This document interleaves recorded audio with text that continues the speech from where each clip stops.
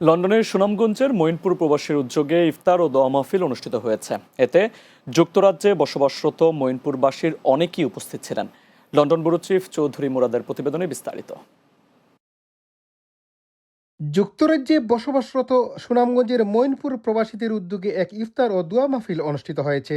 সোমবার পূর্ব লন্ডনের Brick Lane cafe grill রেস্টুরেন্টে মাস্টার মোশাহিদ আলীর সভাপতিত্বে অনুষ্ঠিত ইফতার পূর্ব আলোচনা সভায় প্রধান অতিথি ছিলেন মাস্টার রস্তম আলী। অত্যন্ত আনন্দ মঈনপুর গ্রামবাসী যারা ইফতারের ব্যবস্থা করেছেন, আমি আমার পক্ষ থেকে তাদের ধন্যবাদ জানাই। ইফতার পর্যটক তারা অক্লান্ত পরিশ্রম যারা খুব বেশি কষ্ট করছে এবং আমি আশা করি ভবিষ্যতে তারা আরো সুন্দর করে করবা। আমি মধু গ্রামেরই বাসিন্দা। মধু গ্রামের ছেলেরা যে আজকে অনুষ্ঠান করেছে, পার্টি করেছে, আমি খুব ভালো লেগেছে এবং আমি সবার জন্য দোয়া করি। খুব সুন্দর আনন্দ সৌহার্দ্যপূর্ণ পরিবেশে আমরা মঈনপুর গ্রামবাসীকে নিয়ে ইফতার আয়োজন করেছিলাম। ইনশাআল্লাহ আমরা সবাই প্রভাবিত হয়েছি, খুব ভালো লেগেছে। আজকে আমরা মঈনপুর যুববাসীর উদ্যোগে একটা ইফতার পার্টির আয়োজন করছিলাম। সবাই একজন ভবিষ্যতে আমরা এভাবে চালিয়ে যেতাম। আপনারা দোয়া করবেন।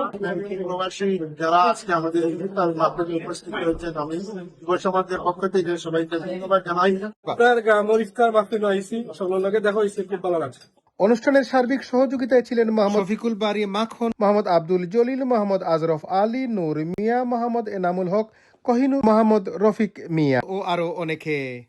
এই ইফতার ও দোয়া মাহফিলে যুক্তরাজ্যে বসবাসরত মঈনপুরবাসীর অনেকেই উপস্থিত থেকে ইসলাম ধর্মীয় মূল্যবোধে এলাকাবাসীর মধ্যে ভ্রাতৃত্ব, সৌহার্দ্য, সম্প্রীতি ও সহমর্মিতা বৃদ্ধি পাবে বলে আশা প্রকাশ করেন।